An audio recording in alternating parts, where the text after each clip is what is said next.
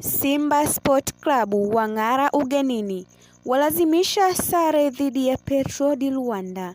Simba Sport Club wameendelea kuonyesha ukomavu wao wa kimataifa baada ya kuibuka na pointi moja muhimu ugenini kufuatia sare ya 1-1 dhidi ya Petro di Luanda katika mchezo wa CAF Champions League uliochezwa leo. Petro di Luanda walitumia vyema faida uwanja wao wa nyumbani, wakianza mchezo kwa kasi na presha kubwa, hali iliyowapa nafasi ya kupata bao la kwanza na kuchukua uongozi mapema. Goli hilo liliwapa nguvu wenyeji, huku Simba wakilazimika kujipanga upya haraka.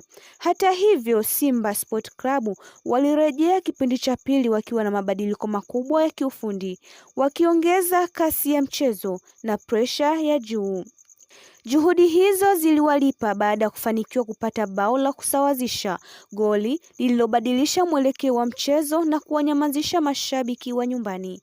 Dakika za mwisho zilikuwa za mvutano mkubwa, kila timu ikitafuta bao la ushindi. Uimara wa safu ya ulinzi ulifanya mchezo kumalizika kwa sare ya 1-1. Kwa matokeo haya, Simba Sport Club wanaendelea kujipatia nafasi nzuri kwenye msimamo wa kundi, huku Petro di Luanda wakikosa fursa ya kuondoka na pointi zote nyumbani.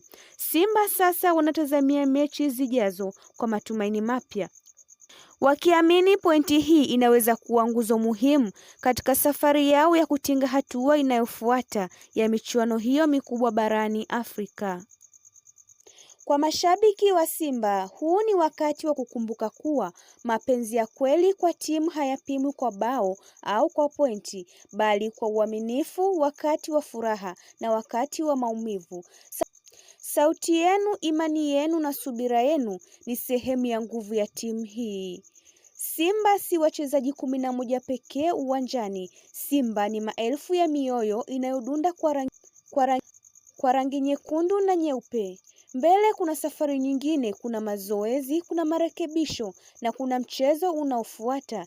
Kila filimbi ya mwisho ni mwanzo wa maandalizi mapya, kila kosa ni darasa na kila hatua ni sehemu ya safari ndefu ya mafanikio. Lakini safari bado. Endelea kufuatilia Simto Media. Mimi ni Husna Ramadhani. Usisahau kulike, kushare, kusubscribe, kwa sababu soka si mchezo wa alama pekee, ni hadithi ya mapambano, matumaini, historia inayoandikwa kila wiki uwanjani.